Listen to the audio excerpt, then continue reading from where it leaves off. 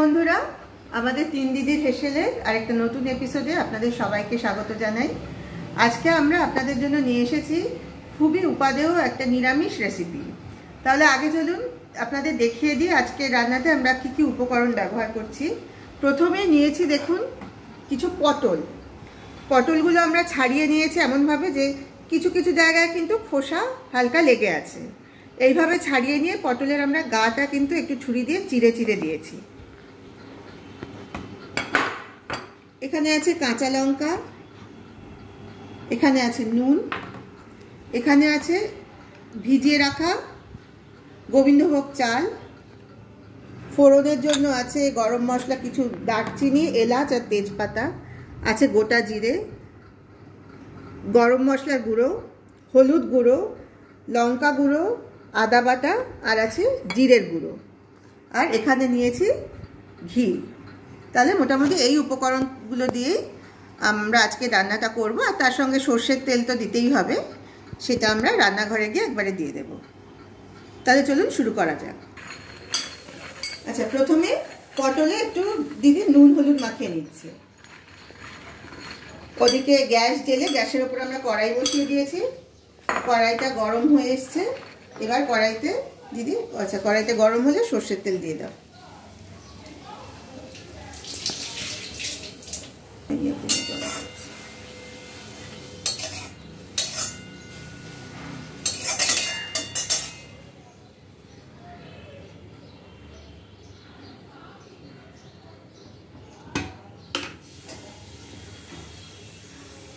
কড়াইটা গরম হয়ে গেছে, দিদি এবার সর্ষের তেল দিয়ে দিল।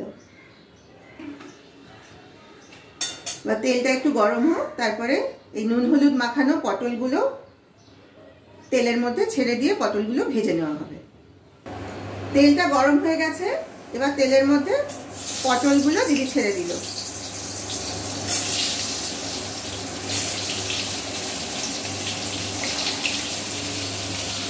এবার পটলগুলো ভালোভাবে ভেজে নিতে হবে।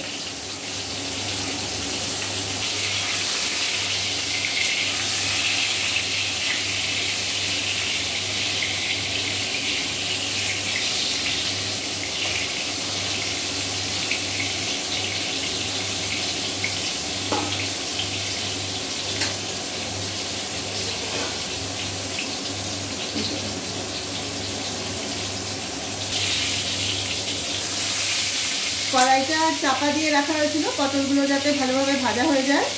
এখন ঢাকাটা তুলে দিদি একবার আবার নেড়ে দিল, পটলগুলো একটু উল্টে দিল যাতে সব দিকটা ভালোভাবে ভাজা হয়ে যায়। পটলগুলো উল্টে দিয়ে আরেকবার চাপা দিয়ে আর 2 মিনিট মতো রাখতে হবে, ভাজা হয়ে যাবে। আচ্ছা, দেখুন আমাদের পটলগুলো ভাজা হয়ে গেছে। এবার দিদি পটলগুলো একটা বাটিতে তুলে নিচ্ছে। মোটামুটি সেদ্ধ হয়েছে, যেটুকু সেদ্ধ হওয়া বাকি আছে সেটা পরবর্তীকালে যখন ঝোলে ফুটবে তখন সেটুকু সেদ্ধ হয়ে যাবে।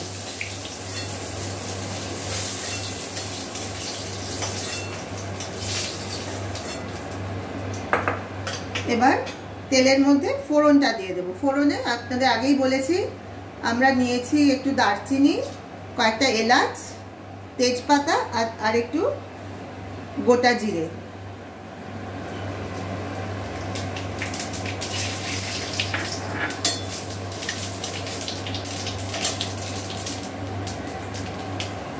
ফোড়নটা একটু নাড়াচাড়া করে নিয়ে আমরা এই মশলাটা দিয়ে দিলাম। এই মশলার মধ্যে আমরা আগেই বলেছি আপনাদের আদা, জিরে গুঁড়ো আর লঙ্কা গুঁড়ো মিশিয়ে নিয়েছি।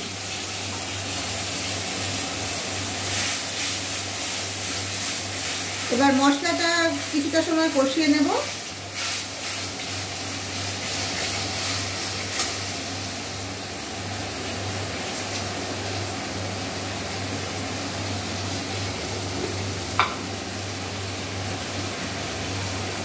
এখন দিয়ে দেওয়া হলো সামান্য চিনি। চিনিটা আমরা খুব সামান্যই দিয়েছি। এবার মিষ্টিটা যে যেমন পছন্দ করেন সেটা বুঝে দেবেন।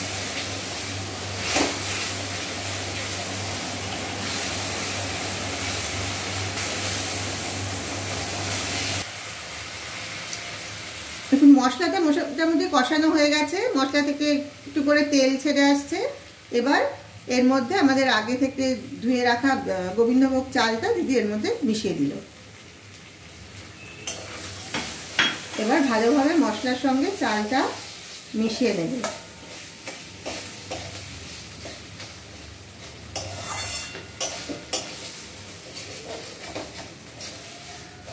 মশলার সঙ্গে আবার ভালোভাবে কষিয়ে নেবে।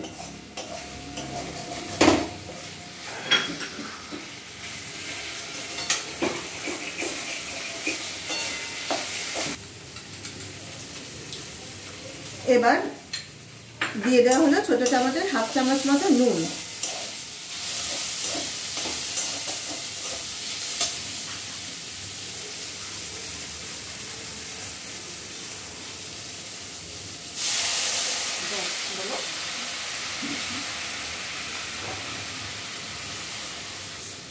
এবার দিদি এই ছোট বাটির 3 বাটি মতো জল দিয়ে দিল।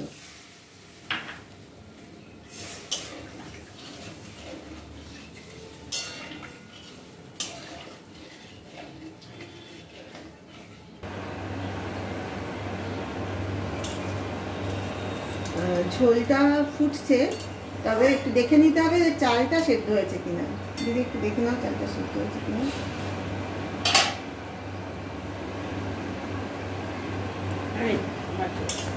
তাহলে চালটা আর একটু সেদ্ধ হবে, চালটা সেদ্ধ হয়ে যাক, তারপরে আমরা পটলগুলো দেব।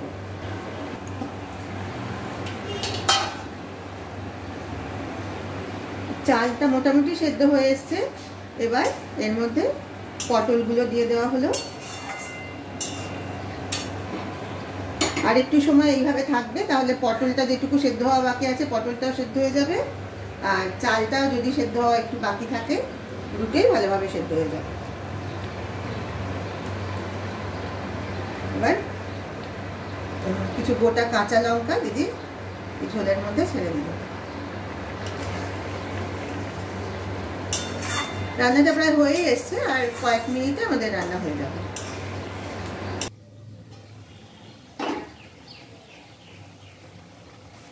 আমাদের রান্না মোটামুটি হয়ে গেছে। এবার দিদি একটু গরম মশলা গুঁড়ো ছড়িয়ে দিল ওপর দিয়ে। এবার দিয়ে দেবে 1 চামচ ঘি।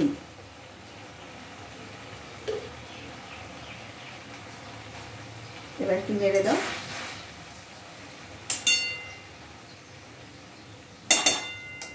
আঁচটা বন্ধ করে এবার একটু নেড়ে দাও ভালোভাবে। ব্যাস, তাহলেই পুরো তৈরি আমাদের আজকের রেসিপি নিরামিষ চাল পটল।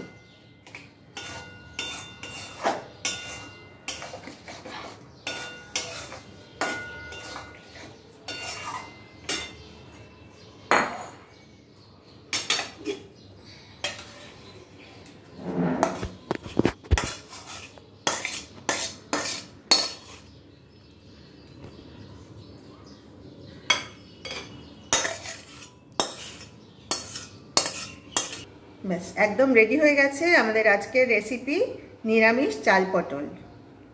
আপনারা তো গোবিন্দভোগ চাল দিয়ে মুড়ি ঘন্ট সবাই খেয়েছেন, সবাই খেয়েও থাকেন, কিন্তু মাঝে মাঝে এরকম নিরামিষভাবে এই ধরনের রান্না করে দেখবেন।